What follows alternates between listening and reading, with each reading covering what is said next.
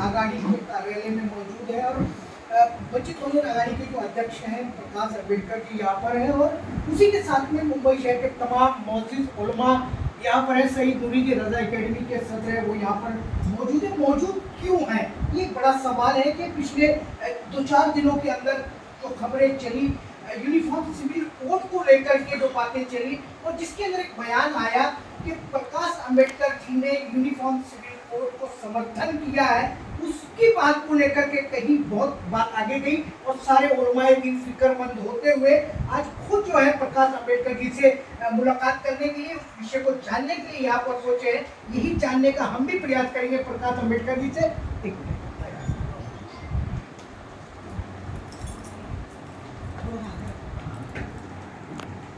यहाँ आए फ्रेम में ना हम जानने का प्रयास करेंगे प्रकाश अम्बेडकर जी से। प्रकाश अम्बेडकर जी, जिस तरीके से उलमाए दिन पूरे मुंबई शहर के रजा एकेडमी से आपके यहाँ पर पहुंचे और आपका एक बयान जो है मुंबई शहर के अंदर गूंज रहा है कि यूनिफॉर्म सिविल कोड को आपने समर्थन दे दिया है, इसकी क्या सच्चाई है? ये सच्चाई के बजाय मैं समझूंगा कि अखबार जो है ये आप बिक चुके हैं। चाहे वो हिंदी अखबार हो, चाहे वो मराठी अखबार हो, चाहे वो अंग्रेजी अखबार हो या चाहे वो उर्दू अखबार, ये पूरे के पूरे बिक चुके हैं। विज्ञापन के नाम से ये बिक चुके हैं। ये बात सही है कि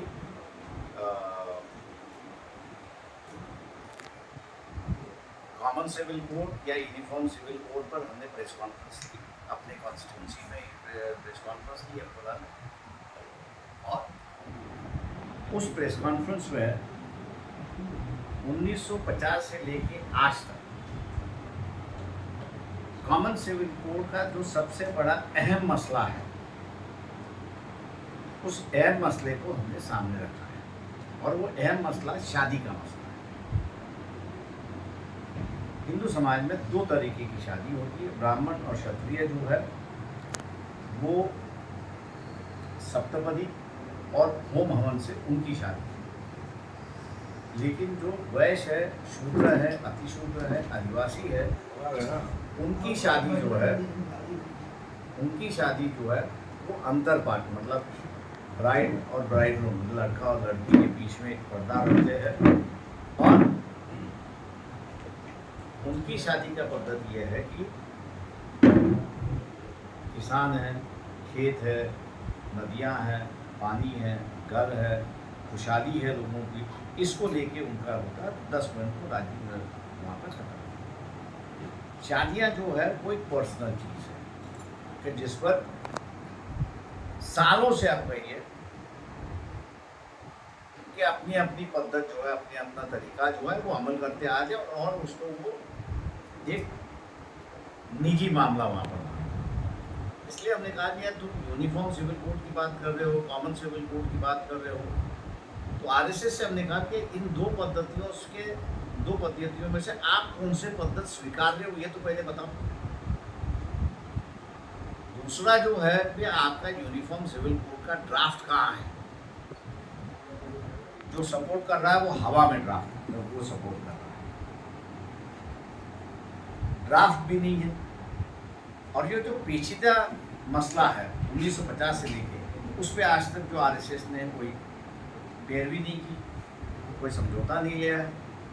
लेकिन लोकसभा का चुनाव जैसे आता है वैसे ये कॉमन सिविल कोड या यूनिफॉर्म सिविल कोड की बात रहती है। मुसलमानों के लिए ये एक भावुक मामला ऐसा मैं मानता हूँ, और ये भावुक मामला होने की वजह से आरएसएस को ये पता है कि हम इन चीज़ों का बात न करें। आप यूनिफॉर्म सिविल कोड की बात करते हो तो आप एक भगवान की बात करते हो। इस्लाम में उसका हल है, सिखों में उसका हल है, जैनों में उसका हल है, क्रिश्चियनिटी में उसका हल है, बुद्धिस्ट है उनमें हल है।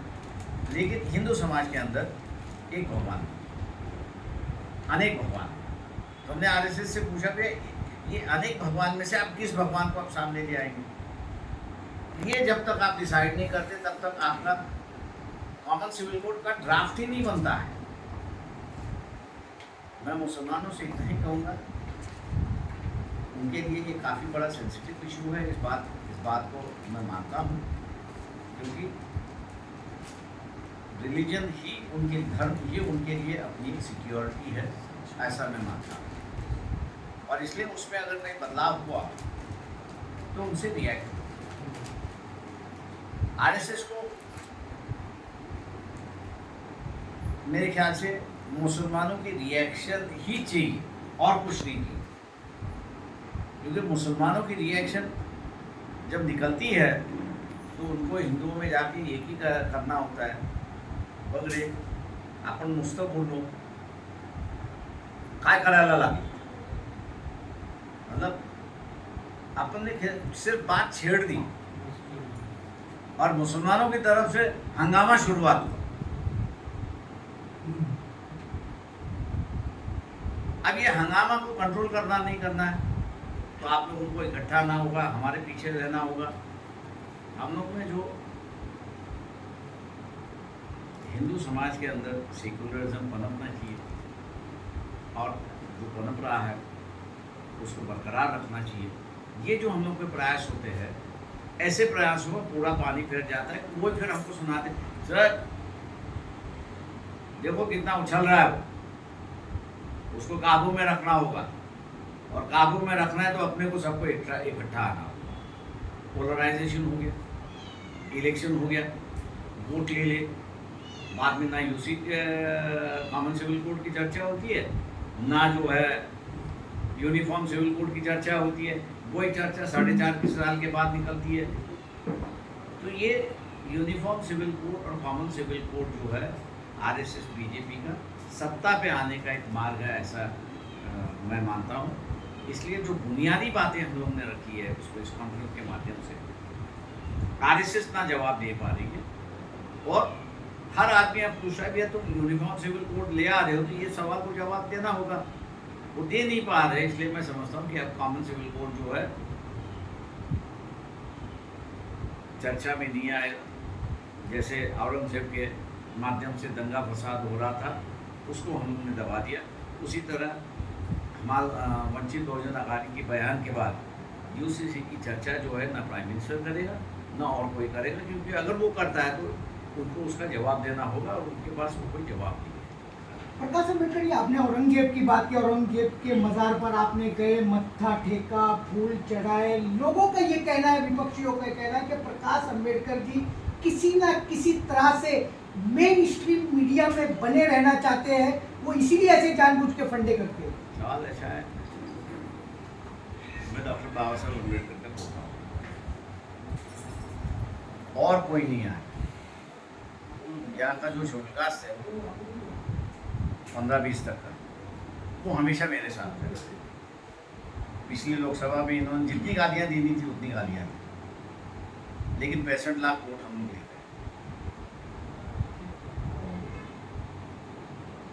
अब मैं इनसे कहता हूँ, आप राजनीति सोचो या कुछ भी सोचो, आपके पास हिम्मत क्यों नहीं थी कि वो औरंगजेब के मज़हब पे जाने, जो उनको राजनीति कहते हैं, मेन मीडिया में रहने की आलोचना करते हैं। मैं उनसे कहता हूँ भैया तुम्हारे गांड में ताकत क्यों नहीं थी जाने के लिए? सवाल ये है कि गांड में ताकत होनी चाहिए किसी इशू को लेने के लिए और उसको लड़ने के लिए। गांड में अगर ताकत नहीं है ना, तो कभी किसी के कमेंट करने का छोड़ दो। सर, जिस तरीके से औरंगजेब की बात की, 65 लाख वोट की आपने बात की, क्या लगता है कि इस तरीके की बात हो जाने से जो मुस्लिम कम्युनिटी की जो सिंपैथी है वो वंचित बहुजन आघाड़ी के साथ आ जाएगी, और क्या वोट परसेंट इसमें बढ़ जाएगा क्या? देखिए, मैं इतना ही कहूँगा, अगर मुस्लिम समाज जो है वो दलितों के साथ जुड़ जाता है, ब्लाइंडली जुड़ जाता है, किसी सोच विचार के साथ जुड़, क्यों वो भी बीजेपी के खिलाफ लड़ रहा है।